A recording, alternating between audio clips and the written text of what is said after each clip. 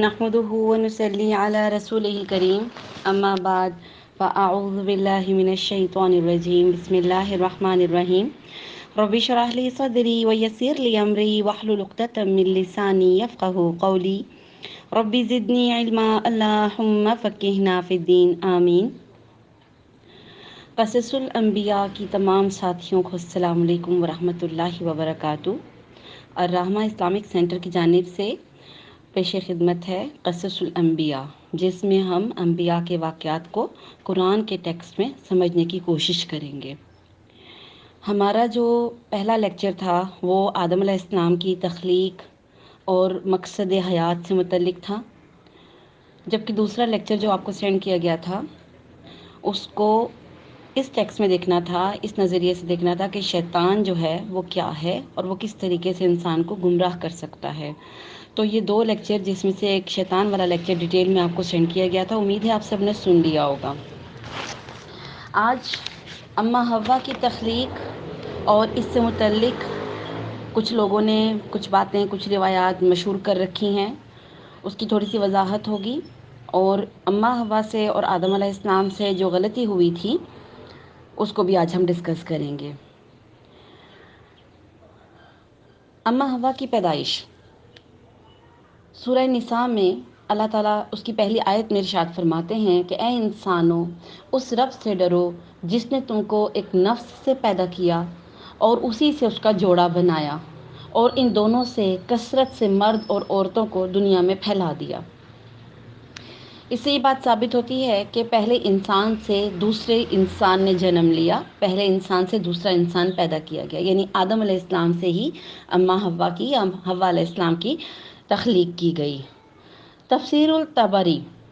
میں امام طبری جو ہیں وہ کہتے ہیں، عبداللہ بن عباس رضی اللہ تعالیٰ عنہ سے روایت فرماتے ہیں، اور وہ کہتے ہیں، عبداللہ بن عباس رضی اللہ تعالیٰ عنہ کہتے ہیں کہ نبی کریم صلی اللہ علیہ وسلم نے فرمایا کہ حوا کو آدم کی بائیں پسلی، یعنی جو بائیں طرف سب سے چھوٹی پسلی تھی، اس سے پیدا کیا گیا اس وقت جب کہ وہ سو رہے تھے۔ یعنی آدم علیہ السلام جب سو رہے تھے تو اماں حوا کو ان کی بائیں سائڈ کی، یعنی لیفٹ سائڈ کی چھوٹی پسلی سے پیدا کیا گیا، اور اس پسلی کی جگہ، یعنی اس پسلی کو نکال کر اس کی جگہ گوشت کو لگا دیا گیا۔ اور ہم سب کو یہ بات پتہ ہے کہ یہ سب سے ٹیڑھی ہڈی ہوتی ہے، جو پسلی اور ربز ہوتی ہیں، یہ ہمارے پورے جسم میں سب سے ٹیڑھی یا کرو ہڈی ہوتی ہے، ٹھیک ہے۔ اسی طرح بخاری کی روایت ہے، ابو ہریرہ رضی اللہ تعالیٰ عنہ اس کے راوی ہیں، نبی کریم صلی اللہ علیہ وآلہ وسلم نے فرمایا، عورتوں سے حسن سلوک کی نصیحت قبول کرو، کیونکہ وہ پسلی سے پیدا کی گئی ہے اور سب سے ٹیڑھی پسلی سے پیدا کی گئی ہے، اگر تم اس کو سیدھا کرنے کی کوشش کرو گے تو توڑ بیٹھو گے۔ تو اس سے بھی یہ بات ثابت ہوتی ہے کہ اماں حوا کو پسلی سے پیدا کیا گیا، اور اب انسانوں کو، مردوں کو یہ نصیحت کی جا رہی ہے کہ آپ نے کیا کرنا ہے، عورتوں کے ساتھ الجھنے کے بجائے ان کو اچھے کاموں کی نصیحت کرتے رہنا ہے، لیکن زور اور زبردستی کی بنا پر جو کام کیے جائیں گے، کہے جائیں گے، تو اس سے کیا ہوگا، ان کے اندر جو یہ کمزوری ہے عورتوں کے اندر، یا کجی کہہ لیں، یا ان کی فطرت میں چیز ہے ٹیڑھا پن، تو کیا ہوگا، اگر آپ اس کو زبردستی سیدھا کرنے کی کوشش کریں گے تو اس رشتے کو توڑ بیٹھیں گے۔ بالکل ایسے ہی جیسے اگر کوئی کرو چیز ہوتی ہے آپ کے پاس اور اس کو آپ سیدھا کرنے کی کوشش کرتے ہیں تو وہ ٹوٹ جاتی ہے، ٹھیک ہے۔ تو اب کرنا کیا ہے کہ اگر یہ ایک کمزوری ہے یا ایک صفت یا فطرت کا حصہ ہے ٹیڑھا پن، تو پھر مردوں کو کیا حکم ہے کہ ان کو نصیحت کرتے رہیں، سمجھاتے رہیں اور ان کے ساتھ چلتے رہیں، ٹھیک ہے۔ زبردستی کرنے سے کیا ہوگا، وہ ٹوٹ جائیں گی۔ اب آتے ہیں ہم اپنے واقعے کی طرف کہ اماں حوا جو تھیں اور آدم علیہ السلام جو تھے، یہ جنت میں اللہ تعالیٰ نے ان کو کہا کہ جہاں مرضی جاؤ، کھاؤ اور پیو، اور بس اس درخت کے پھل کو جو ہے وہ آپ نے نہیں کھانا ہے۔ قصص القرآن کے جو واقعات ہیں اس میں یہ اس طرح درج ہے۔ قصص القرآن جلد نمبر 1 پیج نمبر 29، آدم علیہ السلام کا قیام جنت اور حوا کی زوجیت۔ آدم علیہ السلام ایک عرصے تک تنہا زندگی بسر کرتے رہے، مگر اپنی زندگی اور راحت و سکون میں ایک وحشت اور خلا محسوس کرتے تھے، اور ان کی طبیعت اور فطرت کسی مونس و ہمدم کی جویا نظر آتی تھی۔ چنانچہ اللہ تعالیٰ نے حوا علیہ السلام کو پیدا کیا اور آدم علیہ السلام اپنا ہمدم اور رفیق پا کر بے حد مسرور ہوئے اور اطمینان قلب محسوس کیا۔ آدم علیہ السلام اور حوا کو اجازت تھی کہ وہ جنت میں رہیں سہیں اور اس کی ہر چیز سے فائدہ اٹھائیں، مگر ایک درخت کو معین کر دیا گیا کہ اس کو نہ کھائیں بلکہ اس کے پاس تک بھی نہ جائیں۔ اب ابلیس کو ایک موقع ہاتھ آیا اور اس نے آدم اور حوا کے دل میں یہ وسوسہ ڈالا کہ یہ شجر خلد ہے، اس کا پھل کھانا جنت میں سرمدی آرام و سکونت اور قرب الہی کا ضامن ہے۔ یعنی اگر آپ اس پھل کو کھا لیں گے تو ایک تو آپ ہمیشہ زندہ رہیں گے اور دوسرا اس سے کیا ہوگا کہ قرب الہی مل جائے گا، یعنی اللہ کی قربت مل جائے گی، اللہ کے قریب رہیں گے۔ اور قسمیں کھا کر ان کو باور کروایا کہ میں تمہارا خیر خواہ ہوں، میں تمہارا دشمن نہیں ہوں۔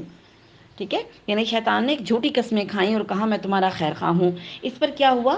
کہ یہ سن کر آدم علیہ السلام کے انسانی اور بشری خواص میں سب سے پہلے نسیان یعنی بھول چوک نے ظہور کیا۔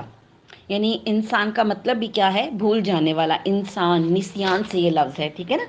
تو بھول چوک ان سے ہو گئی اور کیا ہوا؟ وہ اللہ کا حکم بھول گئے۔ اللہ نے حکم دیا تھا اس درخت کے قریب بھی نہیں جانا،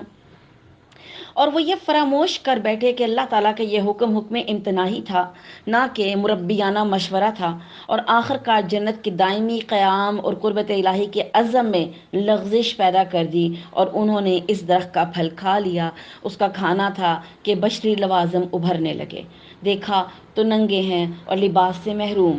جلدی جلدی آدم اور حوا دونوں پتوں سے سر ڈھانکنے لگے، کیونکہ یہ پھل دونوں نے کھایا تھا۔ گویا انسانی تمدن کا یہ آغاز تھا کہ اس نے تن ڈھانکنے کے لیے سب سے پہلے پتوں کو استعمال کیا۔ آدم علیہ السلام اور اماں حوا کو جنت کے لباس دیے گئے تھے اور یہ ان کا ظاہر اعزاز تھا۔ اللہ تعالیٰ نے آدم علیہ السلام کو پیدا کیا، زمین کے لیے پیدا کیا تھا، لیکن ان کو ایک پروٹوکول کے تحت جنت میں رکھا گیا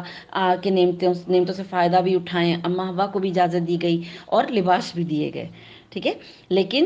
کیا ہوا؟ شیطان کے بہکاوے میں دونوں آ گئے۔ یہاں پہ اکثر لوگ کہتے ہیں کہ اماں حوا بہکاوے میں آئی تھی شیطان کے، اور انہوں نے آدم علیہ السلام کو اکسایا تھا۔ قرآن پاک میں اس چیز کا ذکر نہیں ہے، شاید یہ بنی اسرائیلی روایات میں سے یا کچھ من گھڑت روایات ہیں جن کی وجہ سے یہ تاثر دیا جاتا ہے، کیونکہ اماں حوا نے یہ کام کیا تھا تو اب اس وجہ سے عورتوں کو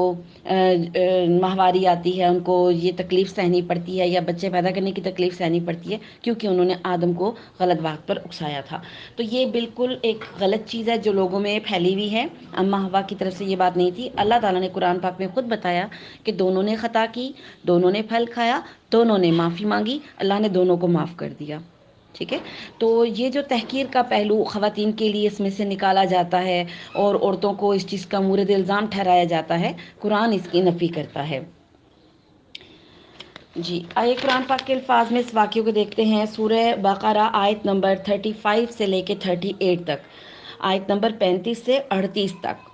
پھر ایسا ہوا کہ ہم نے آدم سے کہا، اے آدم، تم اور تمہاری بیوی دونوں جنت میں رہو، جس طرح چاہو کھاؤ پیو، امن چین کی زندگی بسر کرو، مگر دیکھو وہ جو ایک درخت ہے تو کبھی اس کے پاس نہ بھٹکنا۔ اگر تم اس کے پاس گئے تو نتیجہ یہ نکلے گا کہ حد سے تجاوز کر بیٹھو گے اور ان لوگوں میں سے ہو جاؤ گے جو زیادتی کرنے والے ہیں۔ پھر ایسا ہوا کہ شیطان کی وسوسہ اندازی نے ان دونوں کے قدم ڈگمگا دیے، اور یہ اسی کا نتیجہ تھا کہ جیسی کچھ راحت و سکون کی زندگی وہ بسر کر رہے تھے اس سے نکلنا پڑا۔ اللہ کا حکم ہوا، یہاں سے نکل جاؤ، تم میں سے ہر وجود دوسرے کا دشمن ہے۔ اب تمہیں جنت کی جگہ زمین میں رہنا ہے اور ایک خاص وقت تک کے لیے جو علم الہی میں مقرر ہو چکا ہے اس سے فائدہ اٹھانا ہے۔ پھر ایسا ہوا کہ آدم نے اپنے پروردگار کے القاء سے چند کلمات معلوم کر لیے جن کے لیے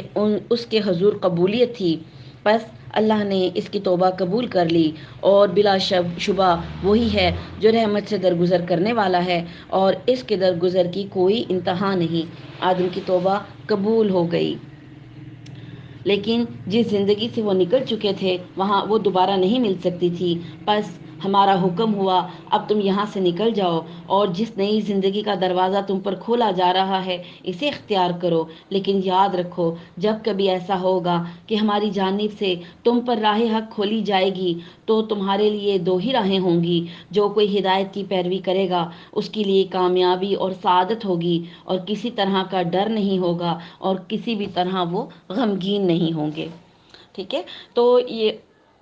سوچنے کی بات اور سمجھنے کی بات یہ ہے کہ کئی لوگ کہتے ہیں کہ آدم اور اماں حوا کو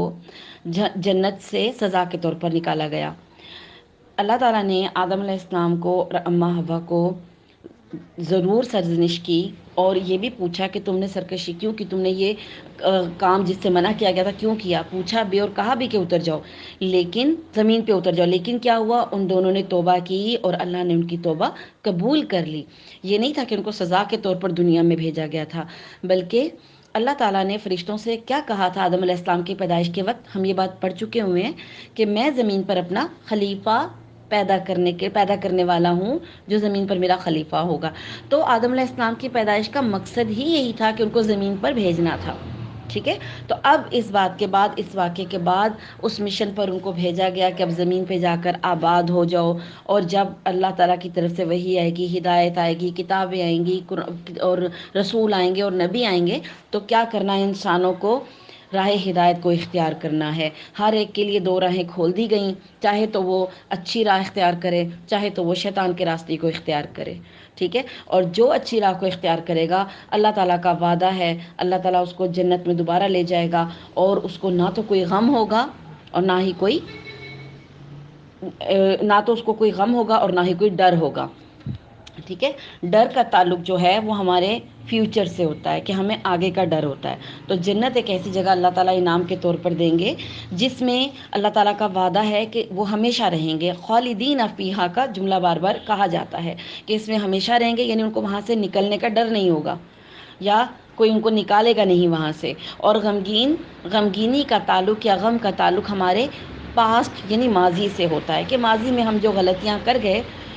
وہ اس طرح کا کوئی غم نہیں ہوگا، اللہ تعالیٰ اس کو اس سے نجات دے دے گا، کیونکہ جب انسان غمزدہ ہوتا ہے، پچھتاوا لگ جاتا ہے، اور وہ ایسے جملے ہائے افسوس یا لیتنی کے جملے بولنا، ہائے کاش، افسوس، تو یہ غم کی کیفیت ہوتی ہے اور یہ جہنمیوں کی ہوگی کہ وہ بار بار اپنے اوپر حسرت اور افسوس کریں گے، جبکہ جنتیوں کو اللہ تعالیٰ اس غم سے نجات دے دے گا۔ ان سے جو خطائیں ہوئی ہوں گی اللہ تعالیٰ ان کی معافی کے بعد، جب وہ ان کو معاف کر دے گا، جب وہ معافی مانگیں گے، معافی کے بعد اللہ تعالیٰ ان کی برائیوں کو بھی نیکیوں میں کنورٹ کر دے گا اور ان کو جنت میں لے جائے گا، لہٰذا ان کو اپنی پچھلی زندگی کا کوئی بھی غم نہیں رہے گا۔ آج کے لیے اتنا ہی ہم نے پڑھنا ہے، کل انشاءاللہ تعالیٰ اگلا ٹاپک ہم ڈسکس کریں گے۔ اس دعا کے ساتھ ختم کرتی ہوں کہ اللہ تعالیٰ ہمیں صحیح معنوں میں دین کی سمجھ عطا کرے، ان انبیاء کے واقعات سے جو بھی ہم سیکھیں ہم اپنی زندگیوں میں تبدیلی پیدا کریں، اور اللہ تعالیٰ سے دعا ہے کہ اللہ تعالیٰ ہمارے لیے جنت کی راہوں کو آسان کر دیں، آمین۔ تقبل منا انک انت السمیع العلیم، سبحانک رب العزۃ عما یصفون، وسلام علی المرسلین، والحمد للہ رب العالمین۔ السلام علیکم ورحمۃ اللہ وبرکاتہ۔